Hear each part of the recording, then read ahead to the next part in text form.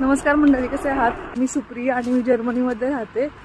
तर कालच मी इकडच्या स्कूल सिस्टीमबद्दलचा एक व्हिडिओ टाकला होता. तर म्हटलं आणखीन थोडं स्कूल सिस्टीमबद्दल सांगावं. आपल्याकडे कसं आपल्याला स्कूल शोधावं लागतं. जेव्हा मुलगा फर्स्ट ग्रेडला वगैरे जातो तर स्कूल शोधावं लागतं आपल्याला.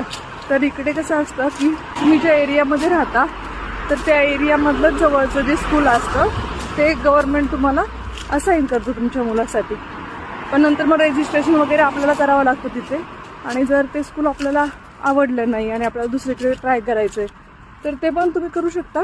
पण इन जनरल जर तुम्ही दुसऱ्या कंट्रीमधून इथे आले राहायला किंवा मग फर्स्ट ग्रेडला तुमचा मुलगा जाणार आहे तर मग जे स्कूल तुम्हाला खूप शोधावं लागत नाही. पब्लिक स्कूल जे आहेत ते कमी जास्त प्रमाणात सारखेच असतात. असं काही नाही की हे स्कूल खूप चांगले आहे आणि हे स्कूलचे रिव्ह्यूज वगैरे कमी आहे. तिकडे असं काही सिस्टीम नसतंच. त्याच्यामुळे मग गव्हर्नमेंटच तुम्हाला एक स्कूल रिकमेंड करतं तुमच्या एरियामध्ये जे आहे तुमच्या घरापासून जवळ ते. पण इन जनरल असं खूप काही डिफिकल्ट नाही आहे इकडे की आता मुलगा फर्स्ट ग्रेडला जातो आहे आणि खूप सारे स्कूलचे ऑप्शन आहेत तर तुम्हाला सर्च करायचं आहे चांगलं स्कूल. हे मी सगळं सांगते जर्मन पब्लिक स्कूलबद्दल. इंटरनॅशनल स्कूल आहे तिकडे काही, तिकडे तुम्हाला सेपरेट अप्लाय करावं लागतं आणि तिकडे थोडी फी वगैरे पण असते.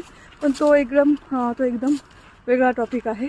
जे जर्मन पब्लिक स्कूल असतात त्यांच्याबद्दल मी सांगते. हे खूप सारे असतात आणि प्रत्येक एरियाच्या नुसार त्या एरियात तुम्ही राहता त्याप्रमाणे तुम्हाला ते गव्हर्नमेंटकडून लेटर येतं आणि तिकडे मग तुम्हाला जाऊन रजिस्ट्रेशन करावं लागतं. तर अशी इकडे सिस्टीम आहे जर्मनीमध्ये. आणि माझा छोटा मुलगा जो आहे तो आता फर्स्ट ग्रेडला जाईल.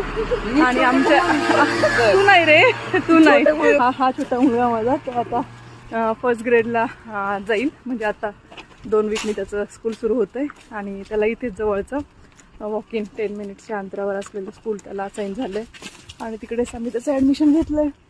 तर आता स्कूलवरूनच आता होट चालू आहे त्याचं. ॲक्च्युली स्कूल 2 वीकनी चालू होईल. होटमधून त्याला आत्ताच पिक केलं आणि घरी चाललो आहे आम्ही.